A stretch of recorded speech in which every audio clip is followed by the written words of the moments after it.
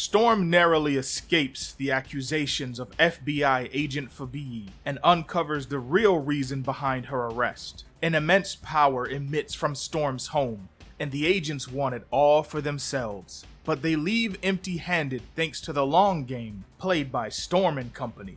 The power source was part of Eternity's scheme to build up his host for the coming fight with Hadad and Oblivion. But while Eternal Storm can decimate Black Winters with ease, can she fight a foe who is too much for the likes of Oblivion himself? In the Principality of Madripoor, 4 days from today, a familiar, friendly face runs through the forest, clutching his chest. Lucas Bishop, the master of energy absorption, is about to burst. Crimson energy spews forth from his chest and rockets into the air, piercing the black clouds above and serving as a homing beacon.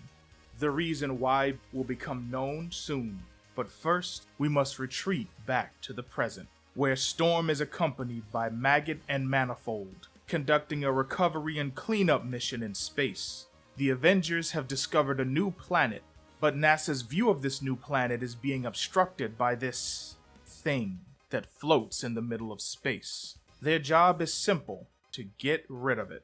The perfect job for the Omega Maggot and his endlessly hungry slugs. Manifold wonders how Maggot will be able to eat something as large as a tri-state area. But this conversation was between Maggot and Storm, two Omegas.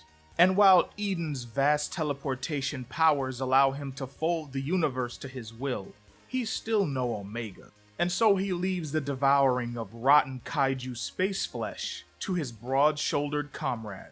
Even as Storm proclaims her title, Mistress of the Cosmic Elements, breaking down any bacterial bodies that may be found in this kaiju's remains, she can't help but join in. She too reminds Eden of his place in the pecking order of mutants. It's an Omega thing, he wouldn't get it. And as Maggot slugs begin their 3-day smorgasbord, Eden challenges Storm to a little game of truth or dare. He asks if she and Emperor T'Challa have secretly begun dating again. They have recently been seen reconnecting among their fellow Avengers, but this isn't a question Storm cares to answer. By day 3, the trio sit in silence, as Storm continues to plead the fifth.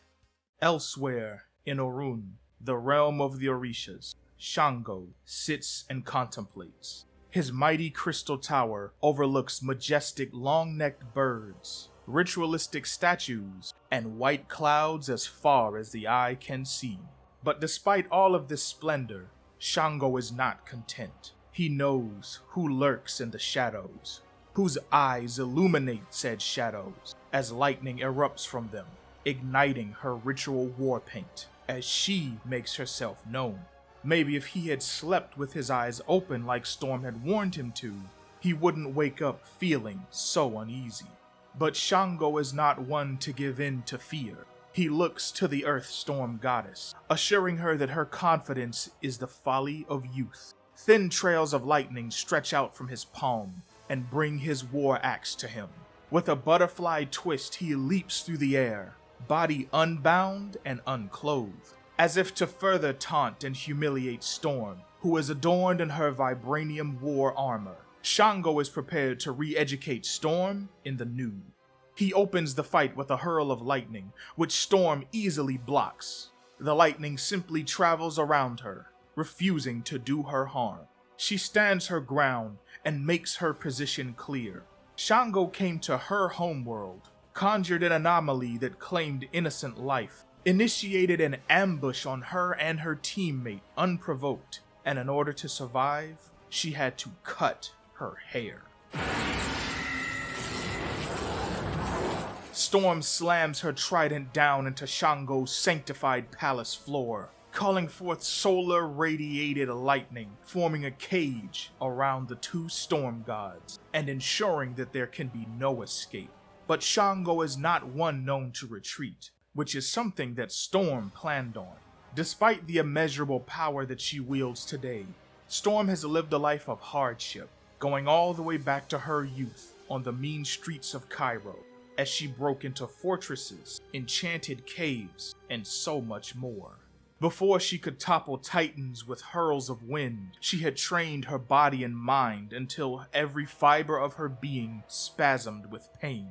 Now she stands tall, an omega of omegas, staring down gods who have shaped and shaken entire nations, who are not keen on sharing their titles or spaces with mortals like herself.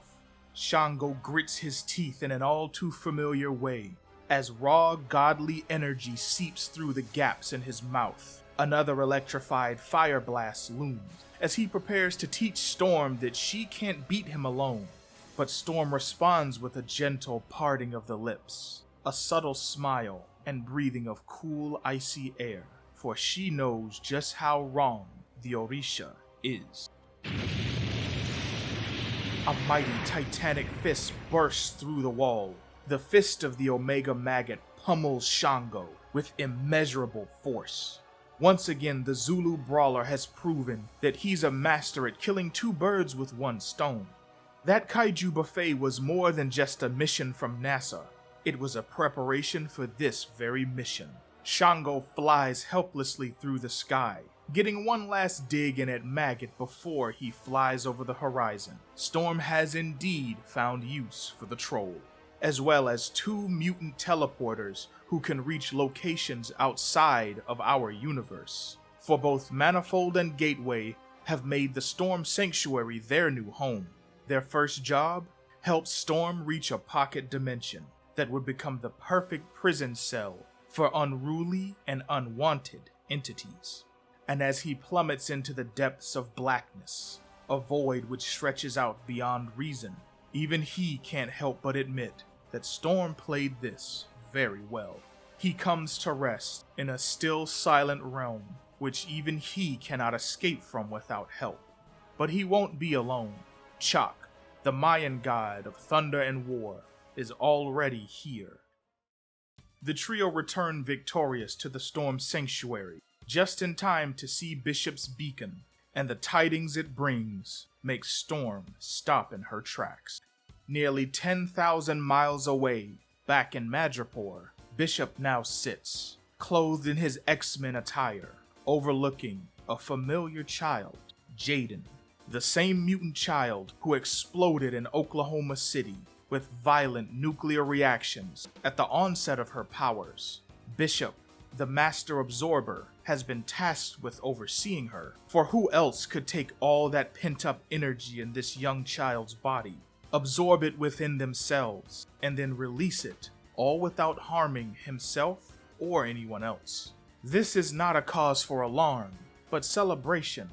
Storm embraced this child with love before she even knew her name. As Jaden tries to explain and apologize, Storm stops her and tells her to simply breathe.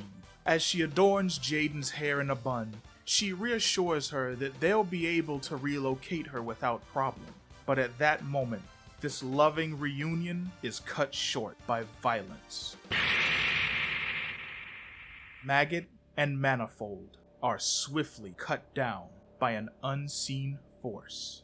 Blood splatters the room and all within it as their bodies are ripped to pieces.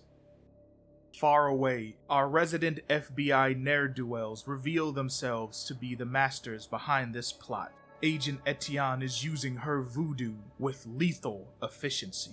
But Fabii isn't satisfied with simply their deaths. He wants to take Storm as well.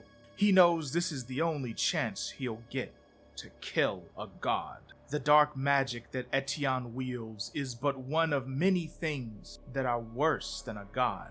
Norin Rad, the Silver Surfer Soot, is another example. He is a herald, and when you see him, there is a world-ending behemoth not too far behind. Galactus's fall levels the forest and puts a swift end to the FBI agent's machinations. But Storm, Bishop, and Jaden have much, much bigger problems.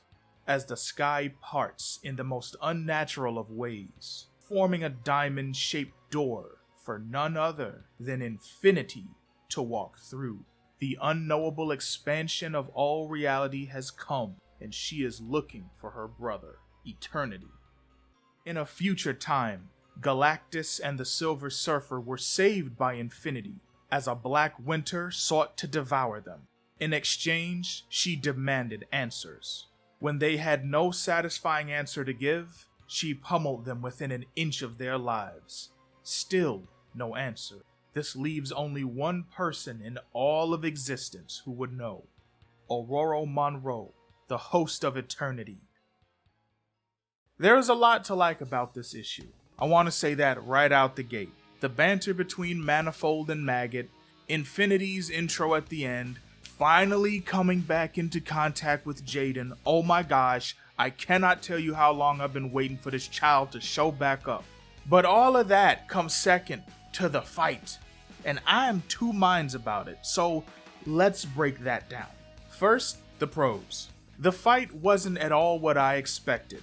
I really thought this was gonna be a slobber knocker, but I appreciated what we got instead. Watching Storm outsmart or outplan her foes is one of my greatest pastimes. Though I can't help but wonder, what was the purpose for Storm declining Thor's help in issue 8 if she was just gonna do a team play with Maggot and Manifold anyway?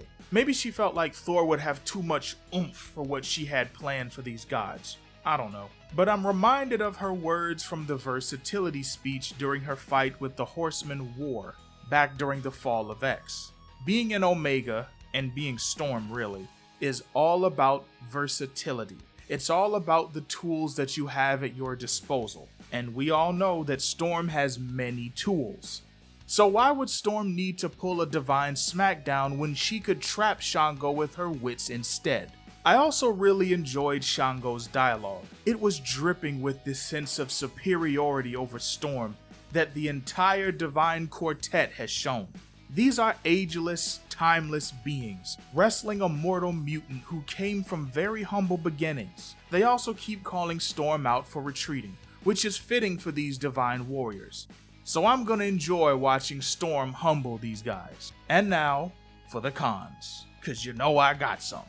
The fight, while a great display of Storm's strategic mind, lacks weight. These two haven't even shared any words before now. And now Storm's traveling to the Orisha's home base to have a fight? It would have been way better if there had been some previous build-up other than the ambush. I mean, we still don't even know why Shango and the others jumped Storm in the first place, other than they're on a side of the Thunder War. Speaking of the others, why didn't we see her fight with Chalk? He gave Storm the most issues in that first fight, slamming her into the ground, verbally taunting her, and gripping her hair so tight that she had to cut it. I understand thematically that it's cool to see Storm go up against Shango. You have an actual African storm god versus one of the Marvel Universe's making. But just seeing Chalk meditating in place already in the Pocket Universe was just so disappointing to me. And this is a reoccurring problem that the series has. We keep skipping so many things that really would have served the story better if they were shown.